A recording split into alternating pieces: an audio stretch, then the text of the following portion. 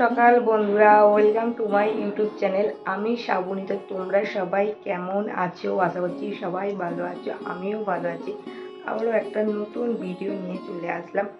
আজ হচ্ছে খুব খুশির দিন, অনেকটা সকাল সকাল ঘুম থেকে উঠলাম। আজকের কোনো ব্লগ না, তো আজকে হচ্ছে এক জায়গায় ঘুরতে যাচ্ছি, তো তার খুবই খুবই আনন্দ। তো যাই হোক, তোমরা এই ভিডিওটা দেখো, দেখলেই বুঝতে পারবে। তো এখন বাজে হচ্ছে 8:45, তো 9টা নাগাদ বেরোবো, তো সেই জন্য অনেকটাই তাড়াহুড়ো। তো তোমরা ভিডিওটা কন্টিনিউ দেখতে থাকো। করে দেখো, এদিকে আমি চুড়িদারটা পরে নিলাম। আর চলো তাহলে এবার ঝটপট করে রেডি হয়ে নিই, কারণ লেট হয়ে যাচ্ছে সময়টা। যাই হোক, তোমাদের সঙ্গে দেখা করছি আবারও। পুরো রেডি হয়ে গেলাম। এখানে দেখো, এই চুড়িদারটা পরে নিয়েছি। এটা হচ্ছে আমার দুর্গাপুজোর চুড়িদার, তো সেই পুজোতে পরেছিলাম আর আজকে হচ্ছে পরলাম। আর এখানে দেখো, পুরো আমি সেজে নিয়েছি। চুলটা প্রথমে ভেবেছিলাম হচ্ছে খুলে যাব, তো তারপর না, গরম প্রচুর, সেই জন্য খোপা করে নিয়েছিলাম। আর এখন বেরো নিয়ে যাক। আর হাতে সবে মাত্র দেখো নেল পলিশটা পরলাম, তো এখনও শুকায়নি, জানো তো। কাল রাতে ভেবেছিলাম পরবো, কিন্তু হয়ে ওঠেনে, ঘুমিয়ে পড়েছিলাম, সেই জন্য এখন পরে নিলাম। আর ছেলে নিচে আছে, তো চলো। এখন হচ্ছে দেখো, 3জন মিলে বেরিয়ে পড়লাম। আর এখান থেকে যাব নির্মলা, তারপর ওখান থেকে হচ্ছে বাস ধরবো। আর দিদি আর জামাইবাবু চেকপোস্টে দাঁড়িয়ে আছে, ওখান থেকে ওরা বাস উঠে আমরা একসাথে তারপর 5জনে যাব। তো দেখে তো তোমরা বুঝেই গেছো আমরা কোথায় ঘুরতে যাচ্ছি। দক্ষিণেশ্বর কালী মন্দির টু ব্যারাকপুর দাদা বৌদির বিরিয়ানি। সারাটা দিন খুব এনজয় করে কাটিয়েছিলাম, তোমরা কিন্তু এই ব্লগেই দেখতে পাবে। যাই হোক, দেখো এখন হচ্ছে বাস থেকে নেমে পড়লাম। এখানে হচ্ছে ফ্লাইওভার দিয়ে দেখো এখন আমরা হেঁটে যাচ্ছি। কোনো প্ল্যানই ছিল না, জানো তো, হঠাৎ করেই কাল দিদি বলল, আর আজকে দেখো চলে আসলাম। সবই হচ্ছে মায়ের ইচ্ছা, মায়ের কাছে আসলাম। আর এই ফ্লাইওভারে করে এক পাশ হচ্ছে পুরোটাই পুজোর ডালা দেওয়ার জন্য, পুজোর ডালা বিক্রি হচ্ছে। আর তোমাদের একবার দেখো বাইরেটাও দেখিয়ে দিই। তো বাইরে হচ্ছে আকাশটা পুরোই এখন পরিষ্কার ছিল। তো পরে হচ্ছে বৃষ্টি হয়েছিল, বৃষ্টির মুখে পড়েছিলাম অবশ্য, তারপরে পরিস্থিতি ঠিক হয়ে গিয়েছিল। পুজো দেবার জন্য এখান থেকে দেখো ডালা নিচ্ছি। এখানে কিন্তু সব রকমের মধ্যেই ডালা পাওয়া যায়। দিদির মধ্যে ফুল মিষ্টি আছে, সঙ্গে কিন্তু আলতা সিঁদুরও দিচ্ছে। আর 2টি ডালা নেওয়া হয়েছে। আমার ছেলে একটা ডালা নিয়েছে, আর আমার ছেলে কিন্তু পুজো দিতে খুবই পছন্দ করে।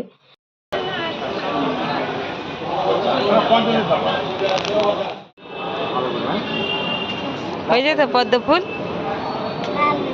আর এখানে দেখো রামকৃষ্ণ পরমহংসদেবের একটা ছবি, মা শারদার ছবি, রানী রাসমণির ছবিগুলো কত সুন্দর করে সাজিয়ে তুলেছে এখানকার। আর এখন আমরা দেখো মন্দিরে প্রবেশ করলাম। দক্ষিণেশ্বর কালীবাড়ি মানেই সত্যিকারের এক শান্তির জায়গা। মা ভবতারিণীর দর্শন এবং মন্দিরের প্রাঙ্গণে শান্ত, স্নিগ্ধ ও পবিত্র পরিবেশ প্রতিটি দর্শনার্থীদের মনে গভীর প্রশান্তি এনে দেয়। আমাদের মায়ের কাছে পুজো দেওয়া হয়ে গেছে।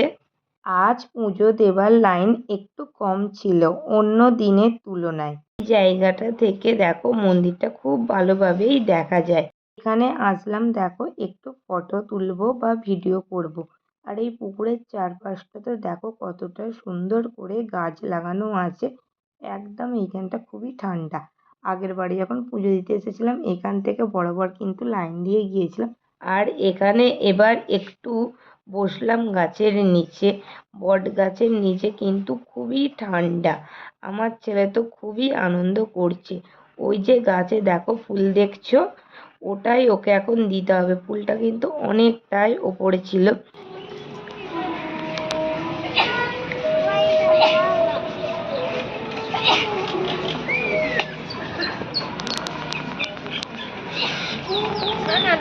থেকে তারপরে এখানে দেখো সবাই একসাথে হচ্ছে, আমরা এখন বসলাম।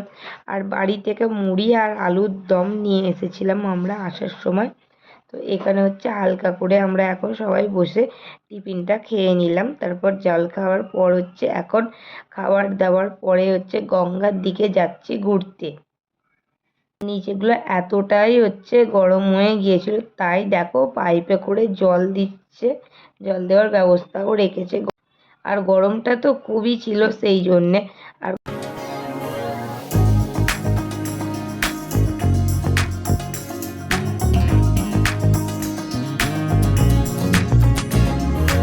গঙ্গার দিকে যেতে সামনেই একটা আম গাছ আছে, দেখো কত আম ধরেছে, পাতার থেকে যেন বেশি আম, কি সুন্দর লাগছিল যেন দেখতে।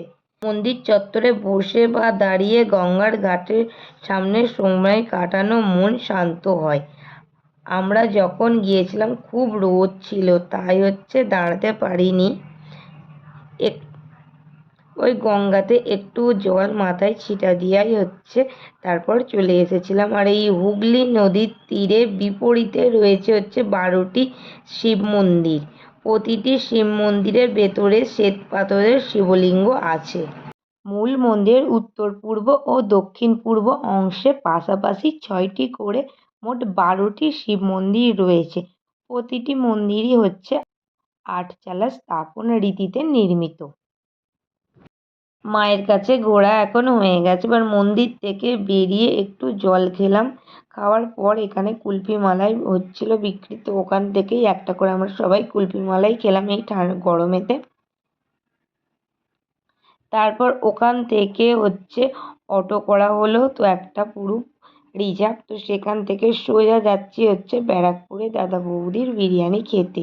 আমরা কিন্তু জানতাম না যে দাদা বৌদির বিরিয়ানির রেস্টুরেন্টে যাব। জামাইবাবু কিন্তু আমাদের সবাইকেই এইটা সারপ্রাইজ দিল। দেখো আমরা কিন্তু পৌঁছে গেলাম দাদা বৌদির বিরিয়ানির রেস্টুরেন্টে। ভিতরে দেখো আমরা চলে আসলাম। আমরা 2nd ফ্লোরে এসেছিলাম। এখানে এখানে আসতে আমাদের সিট দিল, তো ওখানেই আমরা এখন দেখো বসে আছি। তারপর খাবার অর্ডার করে দেওয়া হয়ে গিয়েছে। প্রথমবার এখানে আসলাম, সব মিলে খুব আনন্দ করেছিলাম জানো তো।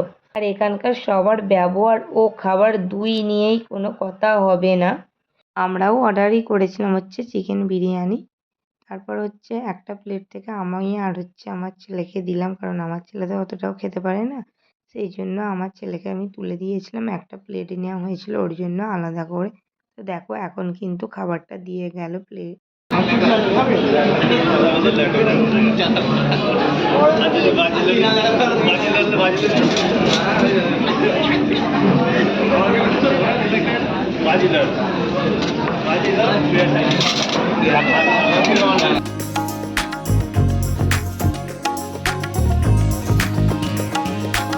খাওয়া দাওয়ার পর যখন বাইরে বেরালাম, তো দেখি তুমুল পরিমাণে বৃষ্টি হচ্ছিল।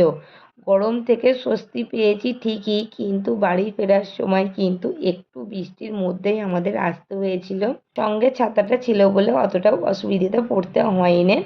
বৃষ্টিটা যখন হালকা হালকা থামলো, তখন আমরা ছাতা মাথায় করেই কিন্তু সোজা চলে এসেছিলাম। তো তারপর ওখান থেকে আবারও একটা অটো ধরলাম। ওই অটো করে আমরা সোজা চলে এসেছিলাম ডানলপ।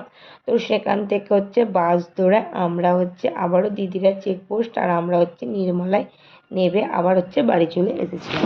এখন ঘরে ঢুকলাম, এখন বাজে 6টা 10। অনেকক্ষণ আগেই চলে এসেছি। আসতাম রাস্তায় কিন্তু ওই যে ঝড় বৃষ্টির কারণে গাছ কেটে পড়েছিল, তো তার কারণেই একটু আসতে লেট হলো। রাস্তায় অনেকটাই জ্যাম পেয়েছিলাম।